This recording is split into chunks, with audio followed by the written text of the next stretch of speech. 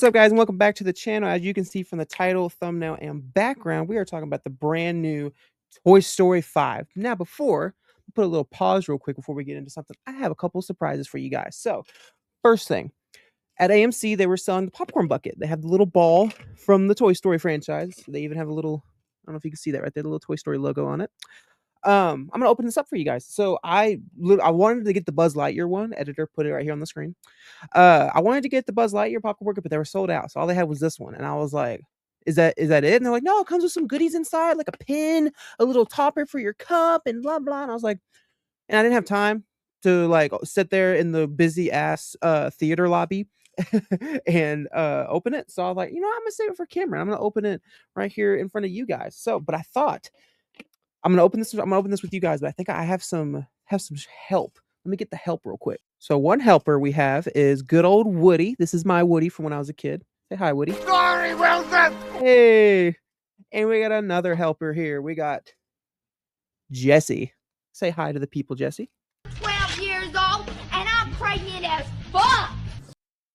I thought I dug out my old Woody and Jesse dolls from when I was a kid. So these are the exact same ones I have from when I was a kid. I dug them out of storage just so they would appear in my little Toy Story review. So yeah. But without further ado, let's open this fucking thing. Let's see what's in there. So like I said, she said there was a mystery topper and there was an enamel pin. So let's see.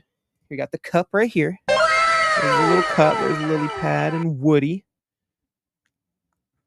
It's a child's cup, okay? It's a child's cup. Let's see. And then we got the little bendy straw. I'm your father. Let's see.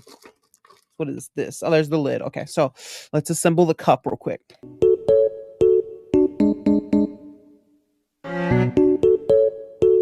There we go. Now we got it. Oh yeah, and it bends and shit. Cool. All right. The mystery topper. Let's see who we got. I'm gonna let you guys see before I do. I'm over here. Who is it? Who is it? It's fucking Poopy, or whatever his name is. It's actually kind of cool. Hold on. Let's see. Does he do anything? But yeah, it's a Smarty Pants. Sorry, I said Poopy. I said Poopy. No, it's Smarty Pants. Hi, how are you? We got the Smarty Pants, which he's actually surprisingly a very funny character in the movie. We'll talk about him in a minute. But looky there, all nice and beautiful there. Of course, wish I would have got one of the main characters like Buzz or something, but here we are, the enamel pin. Again, I'm gonna let you guys see it before I do. I don't know what it is, so let's open it. Oh, it's an alien. Well, let me take the plastic wrap off so you guys can see it better. But yeah, it's a little alien pin, which they weren't in the movie, but that's okay. They still made an appearance in the marketing. That's actually pretty cool. Now, was it worth the 30 fucking something dollars for a ball and some somewhat goodies inside? Probably not. I think the Buzz Lightyear one would have been better. But you know what? Not bad. Not bad. A little fun thing before the video. So, anyways, let's talk about Toy Story 5. To give you a brief history of how I feel about Toy Story 5, obviously, as you can tell from the Woody and Jesse doll I had as a kid, I love Toy Story when I was a kid. Since day fucking one, since I watched Toy Story, I loved Toy Story. It was one of my favorite franchises as a kid. Still is one of my favorite animated franchises of all time. I think it is a solid entry. Every single one has been a solid entry into this franchise, minus 4. Which I'm going to do a big ranking, all 5 Toy Story movies this weekend. So stay tuned for that. You can get my feelings on 4 and the other movies, but been a lifelong Toy Story fan. Absolutely love those movies. Don't love 4, but we'll get to that. So leading up to this, I was like, come on, guys, really? We're doing another one? Like after the disaster that you just had in Toy Story 4, after the movie that, like, honestly, I walked away from Toy Story 4 being so disappointed that I was like, when they said Toy Story 5 was coming out, I was like, I could not give a shit less. I'm going to be there day one because I'm a Toy Story fanatic, but I don't give a shit either way. And so I was like, come on, guys, like, this is what we're doing. This is what we're doing. We're doing this again. And then, of course, you see you saw some of the trailers, you saw some of the pictures, and it's like, so we're just going to do toys versus AI. That's it, And like, none of the trailers are really hooking me. And so I was like, you know what? I'm still going to show up day one just because I'm a huge lifelong Toy Story fan. And I gotta say, I am so fucking happy right now as a Toy Story fan. Dude, this movie was great. Holy shit. You save the good stuff for special occasions? Dude, like, this was so much better than Toy Story 4 in so many fucking ways. Okay. So they're like, to set the stage of why I love this one so much. This one focuses on your girl, your girl Jessie here. And I actually love that because again, I love Toy Story 2. Toy Story 2 to me is amazing. I don't want to spoil my ranking of where I'm going to put it, but I fucking love Toy Story 2. And I love the fact that they did so many callbacks to Toy Story 2. And they, kind of did a lot of things with Jessie and her character arc and stuff like that. Like, I love the way they made this movie all about Jessie. And because of this movie being all about Jessie, I have a new theory. And I'm going to rewatch Toy Story 4 before I do my huge ass ranking for this weekend. Because what I think they're doing is I think they're doing 4, 5, and we're going to get Toy Story 6. This movie's going to make money and they're going to make Toy Story 6. I think what they're going to do is each movie's about the main trio. Toy Story 4 was arguably Woody's story. They put his story to bed. This movie, in a ways, does the same thing with Jessie. Not 100% like Woody, where he, leaves the gang, does his own thing. But this movie very much ends Jessie's story and tells a very much a closing chapter and her letting go of the grief that she's held on and the scaredness and the abandonment she's held on since Toy Story 2. And I gotta say, man, I love what they did with Jessie. Absolutely love what they did with Jessie. And this movie made me cry like 5 fucking different times. And it just anytime they ever called back to Toy Story 2 or Jessie would talk about being abandoned or being alone or, any of that stuff, it would just made me fucking weep, man. Made me weep. Yeah, just I can't praise enough what they did with Jessie. Love the fact what they did with Jessie. I loved what they did with Woody in this movie.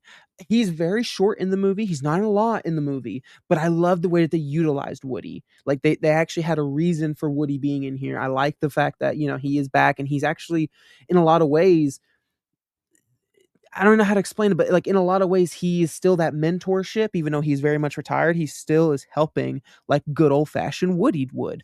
And I will say for the whole tagline being the whole like toys versus technology, I actually really appreciated the message they have here. I don't have a kid of my own, and I certainly have never grew up in this era of technology. I was right there. I'm an '01 kid, so I was right there in the sweet spot of when technology didn't hit just yet, and when we had some old shit like VHSs and CDs and shit, but we didn't have streaming and fucking, YouTube and shit.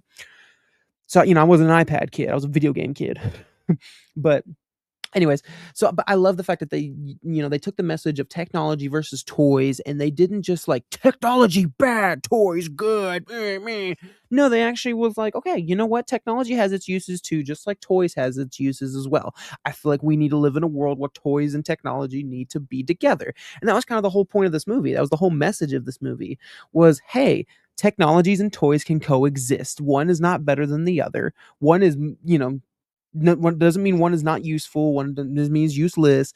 It just means, hey, we live in a world now where technology is here. You can't do nothing about it, but doesn't mean it needs to take over everything. And here's the reasons why it shouldn't take over everything. And here's the reasons why it is an improvement in our world, And I like that. I like that because this movie could have easily just been technology bad, toys good. And like, that's not really speaking anything. We all know that. We all know technology ain't great, but it does has its perks as well. So I like that they at least did that. I like the little message in there. That they did that beautifully.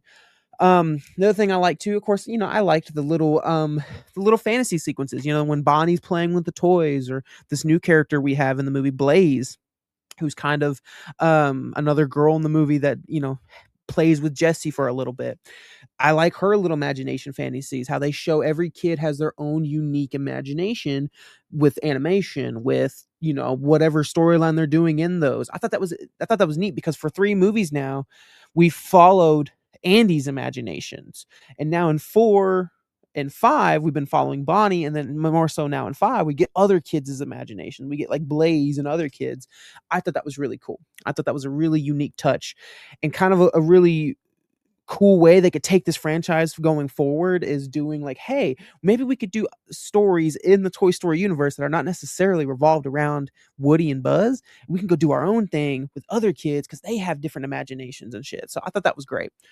The only thing, and I really have like 2 negatives, but they're kind of the same thing, was Buzz and the Buzz is are like the only negatives I really have. I thought the Buzz is, while for the majority of the movie, I was like, what the fuck is the point of this plot line? What is the point of these little buzzes on the plant on this island? And then, dude, like, what is the point of why do we keep cutting back to these guys?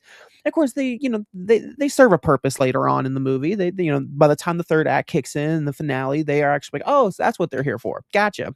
They're here for this particular moment, which is pretty cool.